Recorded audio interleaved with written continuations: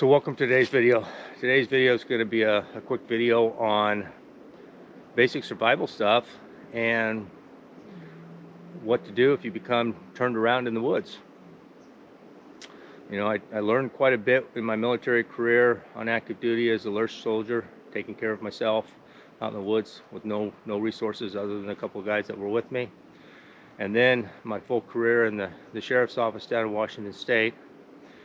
Search and rescue was a big thing for the sheriff's office, because down in, at least in Washington State, the sheriff of any given county is in charge of all search and rescue. And so if someone gets lost or injured, it pulls a tremendous amount of resources from any given agency to go out and try and find that person. And a lot of times, it's just because the people went out in the woods, they were not prepared for an overnight stay or an extended period of time in the woods. They got turned around, or they fell and twisted their leg or ankle and weren't able to get out. So one of the first things you want to consider is always have a plan. Let someone know where you're hiking and what the intent of your hike is, and when you plan to be back. That way, if you're overdue, that person can at least give someone a starting point and an idea of what you're doing and where you're at and what you're dressed in. So let's talk about dressing. Dress in layers. I have a coat on with some bright orange on it. I always wear it when I'm hiking through the woods outside of hunting. The reason is, if something happens, I'm easier to be seen. This is not a tactical situation. This is just for the everyday hiker to go out there and enjoy the woods safely. But if you become overheated, you can always take off some layers. And then as it gets cool, you can put them back on. As you see, I'm carrying a firearm. It's because right now the bears have just woken up, the sows have cubs, and the moose are dropping their calves. So there's a lot of animals out and about that are bigger than me and that are hungry. So I'm always prepared that way. Show you my packing list of basic stuff that I carry in my pack. It's easy for anyone else to carry. You can carry it in just a little camelback, but in conjunction with what I'm going to show you, I have a whistle, and of course I got my camelback, so I have water with me. Now let's look at some of the other items.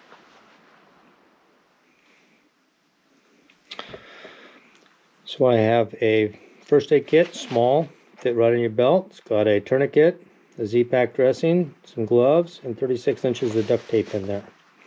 Additionally, some band-aids in case you cut your finger or get a small abrasion. A space blanket, which you can pick up at a box store for just $1 or $2. I do have a micro towel which I can wrap around me to either dry off with or to add an extra layer for warmth.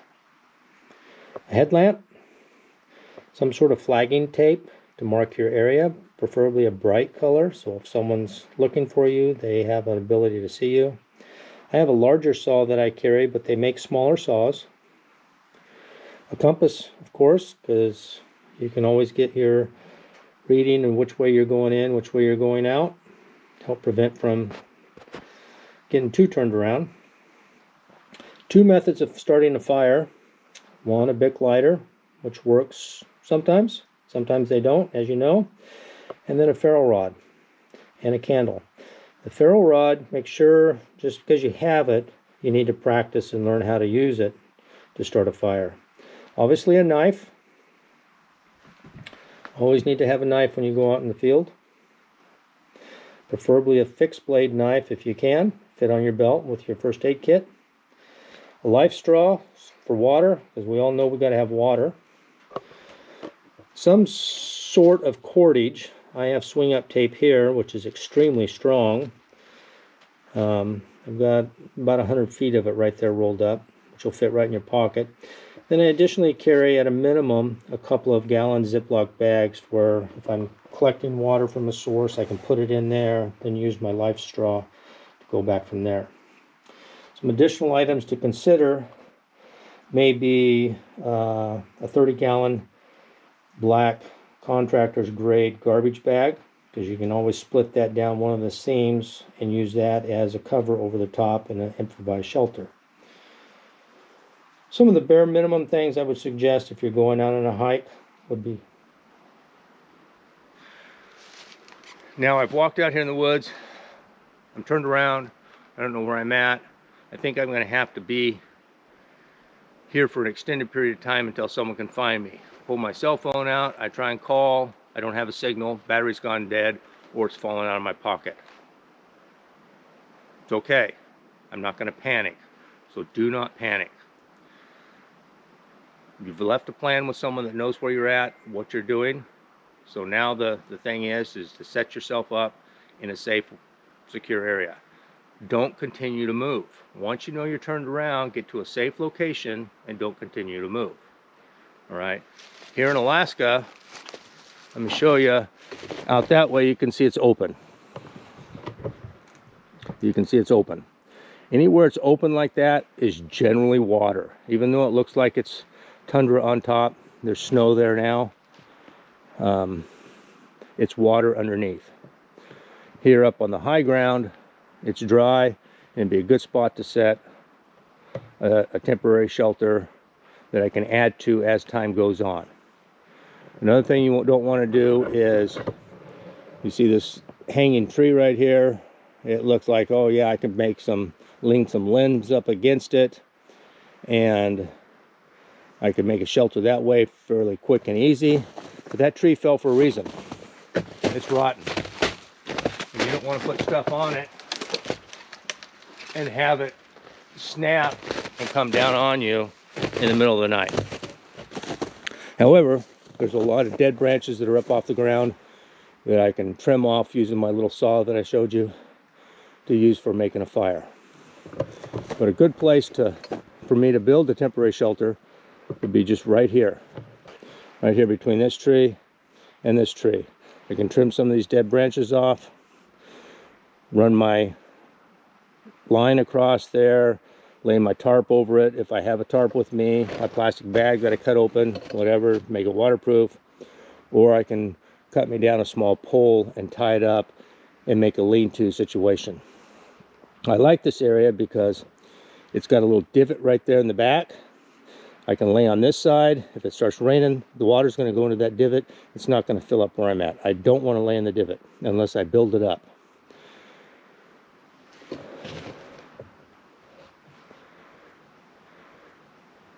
The next thing I'm looking at here is I am fairly close to the open area. So if a helicopter comes over, it's only a short walk to where I can be out in the open and I can start signaling to the search and rescue people using my whistle, using hand and arm signals and whatnot. So let's get started.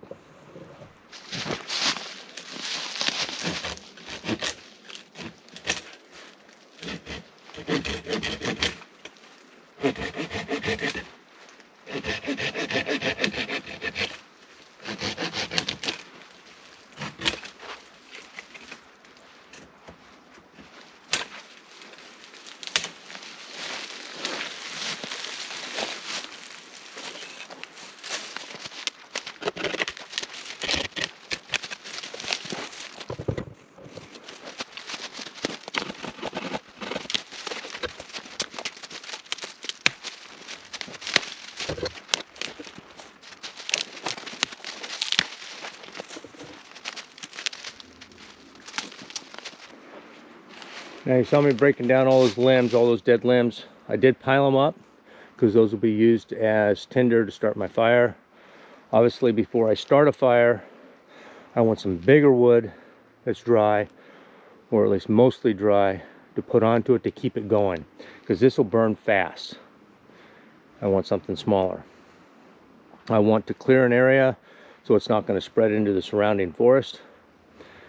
But I want it to be small enough to where it's going to give me a little bit of heat, or small enough to where it's not going to go anywhere, but big enough to where it's going to give me a little bit of heat and a little bit of smoke putting off again. So if the search and rescue people are looking for me, they're going to see the smoke coming up through the woods. So we realize we're lost. We've located a spot that's somewhat safe.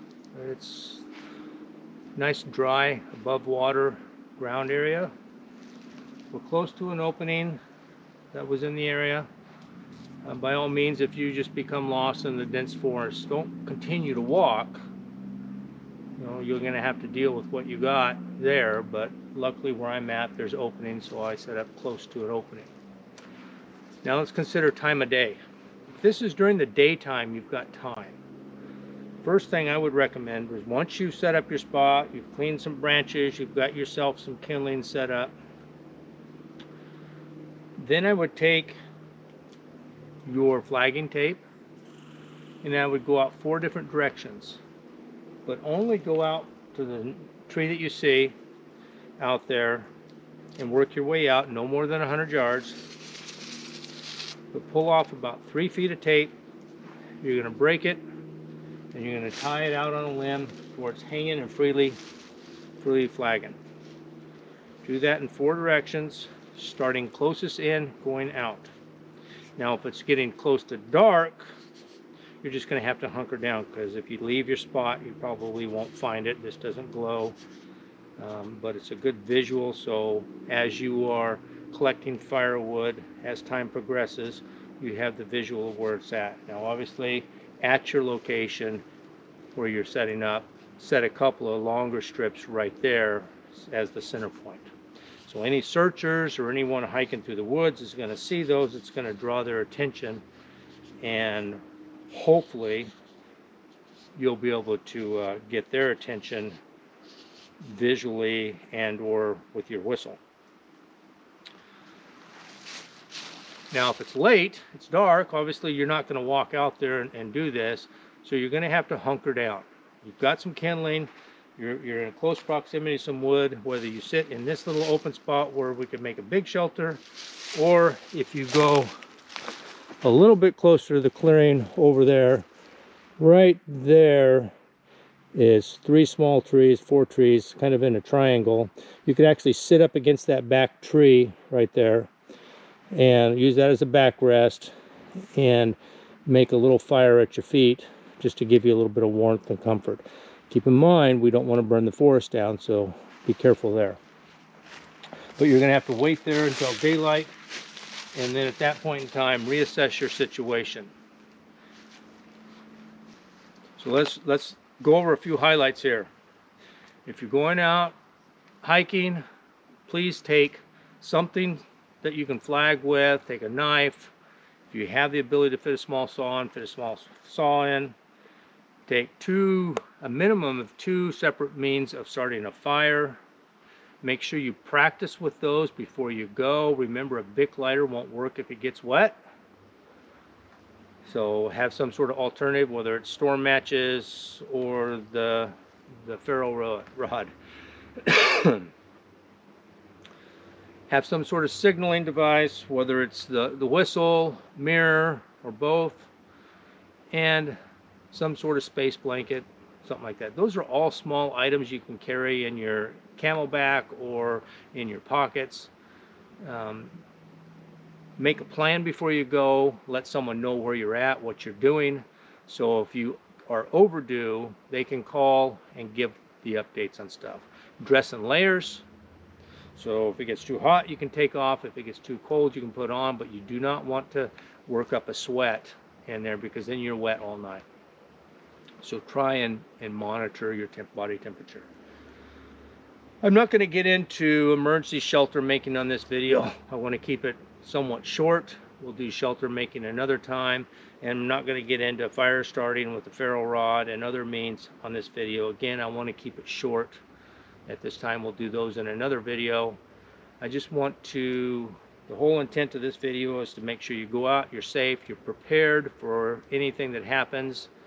And with that said, God bless. Go out and enjoy God's creation this spring and summer, and be safe about it.